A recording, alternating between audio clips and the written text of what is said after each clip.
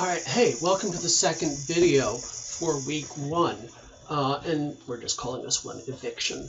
So up to now you should have read the first 30 or so pages in Evicted, and joined the first discussion forum where you were just meant to introduce yourself and talk about some of the things that you underlined as you were reading. So for this video, I want to sort of look back at the last exercise you did and then look forward at the next exercise. So you were just supposed to share a few things that you underlined. I want to share some things that I underlined, not because I think they are the only important things. I'm certain everyone managed to underline something really important, and there's going to be stuff that I'm not highlighting.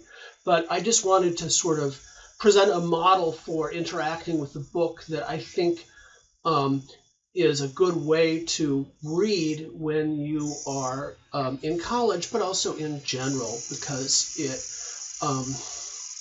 I think it makes the interaction with the book more meaningful. Okay, so I'm going to start by showing you what I underlined. So I just want to show you what I underlined. And again, I want to emphasize that this isn't a matter of showing you the right answers. This is just showing you some things that I thought were important, and also to sort of model a way of interacting with a book that I think is useful for actually studying, but I also just think it's a productive way to really get something out of a book, and that is to keep track of your responses to the book, write them down, have a record of your interaction with the book. So we'll just start. The first thing I did as I was reading along, very first time, is write actually a one-sentence summary of each chapter at the front of the chapter. So this one just says, Arlene and her kids live in a series of places over the course of a few months. And that's just to help me refer back to things. I knew that I was going to need to do that, refer back a lot to teach this course, so I wanted to have those summaries easily accessible. I also started keeping track of evictions. So the first eviction is right here on the first page. And then, in fact, the next eviction is on the next page. Okay. I also underlined a bunch of stuff at the end of the prologue. And it's actually not surprising that you would find a lot of really important things at the end of the prologue. That's I think of it as a power position in writing. It's a place that people notice. It's a good place to put summary statements. And so this is what Desmond does. And actually I want to highlight this one right here, right away, is an extremely important statement. It's right there at the end of the prologue, which is where you'd expect a big conclusion or summary statement. And here it goes. We have failed to appreciate how deeply housing is implicated in the creation of poverty. That's going to be important. And then the other things on this, these 2 pages that I think that I underlined enough that I wanted to emphasize to you were just statistics about eviction. The majority of poor renting families in America spend over half of their income on housing. And then if you count all forms of displacement, formal and informal eviction, landlord foreclosures, etc., between 2009 and 2011, 1 in 8 Milwaukee renters experienced a forced move. And I circled the footnote there so that I could remember what the source of this information was. And it's something called MARS, the Milwaukee Area Renter Study. We'll find out more about that to come, but just right now I made a note of it so I could refer back to it easily.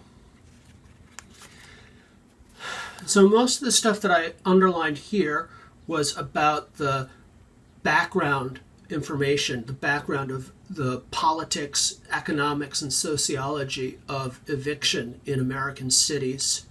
The other stuff I was noting before was more about the narrative, the story of Arlene and all the evictions she went through.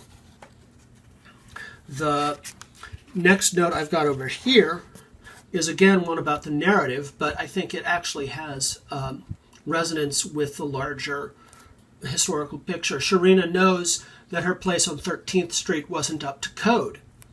But then again, almost no house in the city was. So that's important. The last thing I underlined that people might have missed is way back here in the footnotes. And, the book has a lot of footnotes. It's fairly dense that way, but you need to read them because important stuff comes up sometimes. And so here's just the last bit. Landlording is one of the last vestiges of family capitalism in America.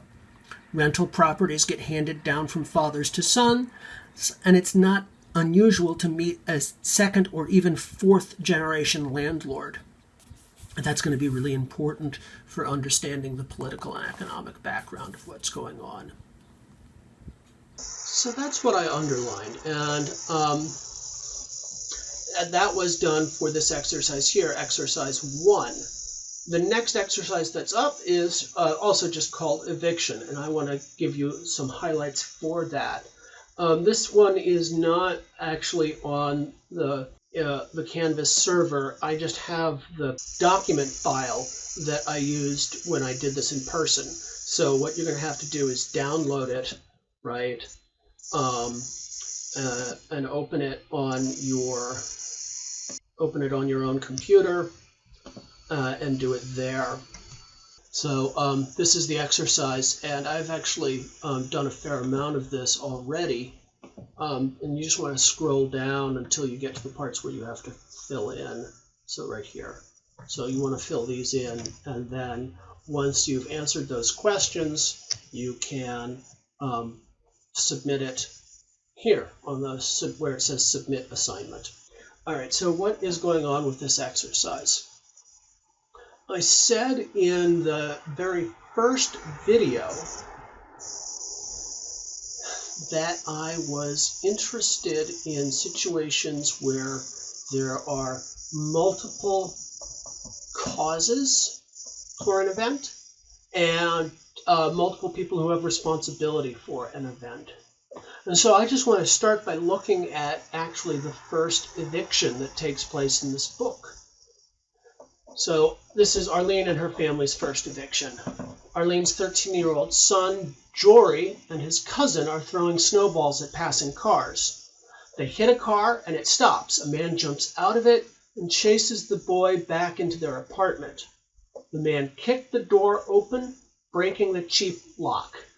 The landlord decided to evict Jory, his mother Arlene, and brother Jafaris because of the broken lock. So this is the eviction that's on page 1.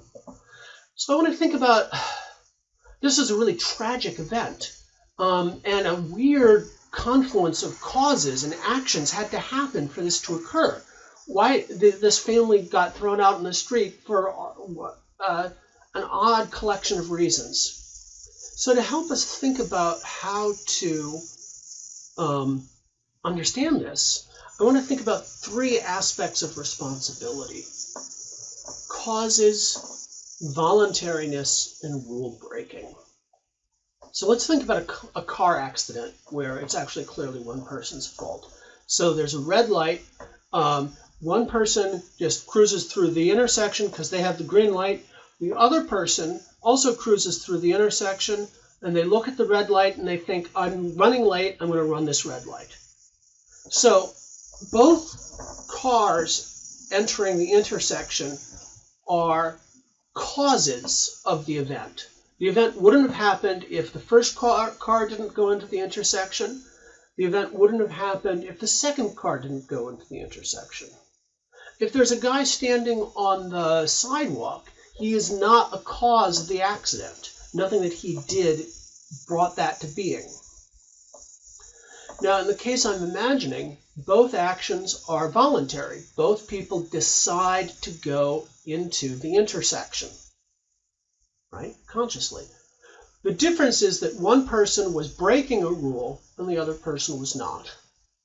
So when you deal with really complicated situations, you want to look at all of these factors. And so what I want you to do for the next exercise is go through a few of the evictions and think about all three of these things for that eviction. And so I'm just going to do the first two to give you an example of what I mean.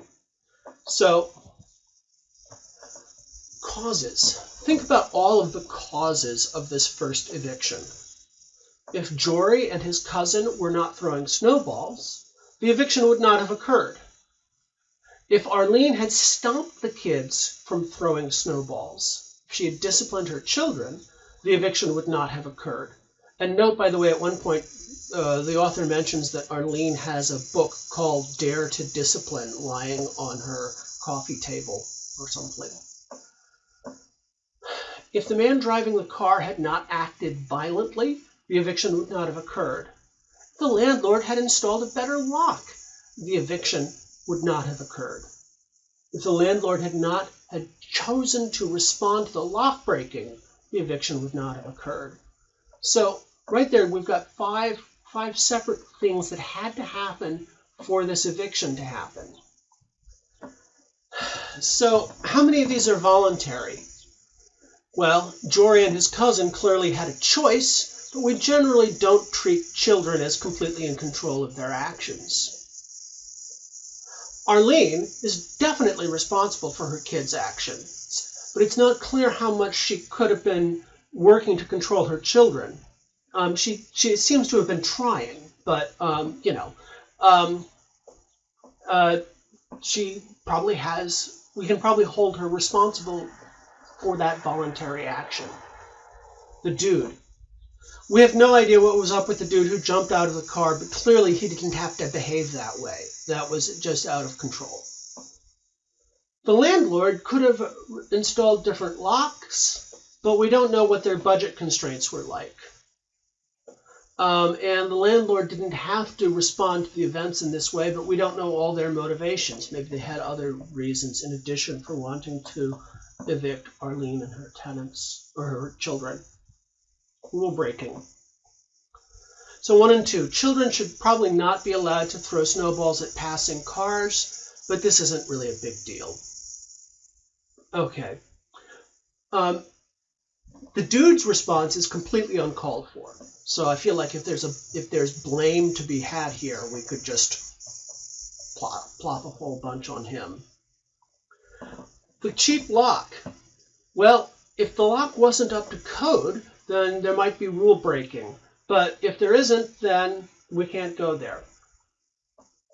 Number 5 is probably the most tricky of them. So one of the themes of this book is that slumlords are always able to evict tenants at any time because they're always behind on their rent, and something like this was probably the case in this eviction. But if you think of eviction as a normal response to lock breaking, it seems to me to be just out of proportion. Like in the PowerPoint slide, I say immoral. And I can go ahead and do that because I'm a philosopher of ethics. So that seems out of proportion. But again, we don't have a lot of background information here. So that was a really detailed analysis of a single event. And I don't expect you to go into that much detail, especially because for some of these other events, we don't have that much information. But let me just show you what I was thinking you could do on the exercise sheet. So here's the second one. After a short stretch at a homeless shelter, Arlene and her family find a new place to live, but in a few weeks, the city declares the building unfit for human habitation, and the family was forced to leave again. So let's go over to the exercise sheet. So this is the exercise sheet. What you can see on it is up here, I've got the instructions. I've got my first example that I just ran through with you on the PowerPoint. And then here, I've got a first blank. I just want to also fill in this blank so that you can get a sense of what the amount of work I'm expecting. So causes. We don't know who owned this second property, but if the landlord had kept the property up to code, there would be no eviction. If the landlord had decided not to rent a property that was unfit for human habitation, there would be no eviction. If the city had decided not to enforce the law,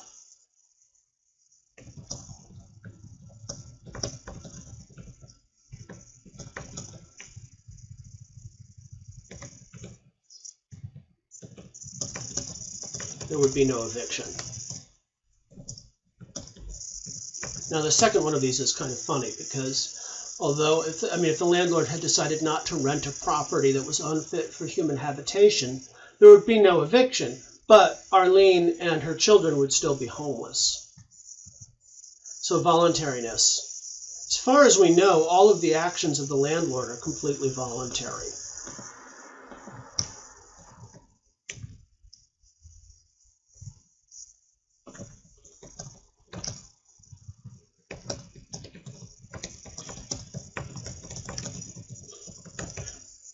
And the city.